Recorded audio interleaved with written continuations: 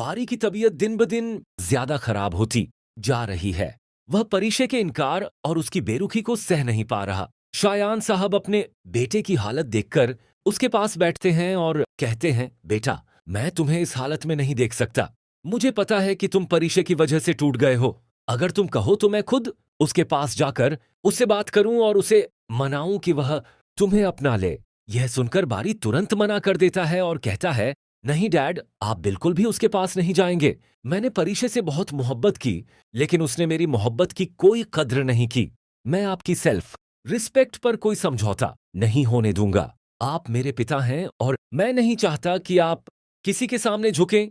बारी की यह बात सुनकर शायान साहब अंदर ही अंदर खुश हो जाते हैं, क्योंकि वह यही चाहते थे कि बारी के दिल से परीक्षा की मोहब्बत खत्म हो जाए और उसकी जगह नफरत ले ले। वह बारी को आराम करने के लिए कहकर कमरे से बाहर निकलते हैं और तुरंत मीनाल को फोन करते हैं। वह कहते हैं, बेटा, बारी की तबीयत बहुत खराब है, क्या तुम उसके पास आ सकती हो?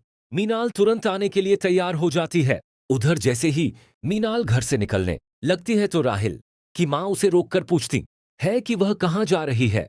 मीनाल बताती है कि बारी को तेज बुखार है और उसकी तबीयत बहुत खराब है। यह सुनते ही अनाया के दिल में ख्याल आता है कि यही सही मौका है जब वह बारी के करीब जा सकती है। वह अपनी माँ से कहती है, मॉम, आपने मीनाल को क्यों जाने दिया?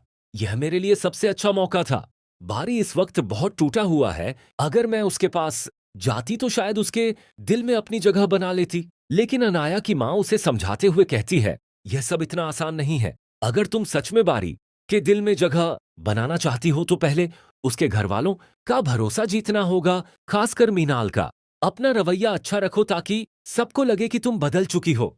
फिर शायद वही लोग तुम्हारी शादी बारी से करवाने की सोचें। दूसरी तरफ अलीजे की तबीयत भी खराब रहने लगती है और जल्द ही यह सच सामने आता है कि वह मां बनने वाली है। यह खबर सुनते ही जुहेब खुशी से झूम उठता है, क्योंकि वह अपने आने वाले बच्चे के सपने देखने लगता है। लेकिन उसकी मां के लिए यह खबर किसी सदमे से कम नहीं होती। वह कभी भी अलीजे को अपनी बहू के रूप में स्वीकार नहीं कर पाई, इसलिए उसके दिल में नफरत और बढ़ जाती है। एक दिन जुहेब की मां अलीजे के कमरे में जाती है और उसे आराम से सोता हुआ देखकर उसके मन में खतरनाक ख्याल आने लगते हैं। वह सोचने लगती है कि अगर यह बच्चा दुनिया में आ गया तो अलीजे हमेशा के लिए इस घर का हिस्सा बन जाएगी। इसी वजह से वह दिल में कोई बड़ा और खतरनाक कदम उठाने का सोचने लगती है।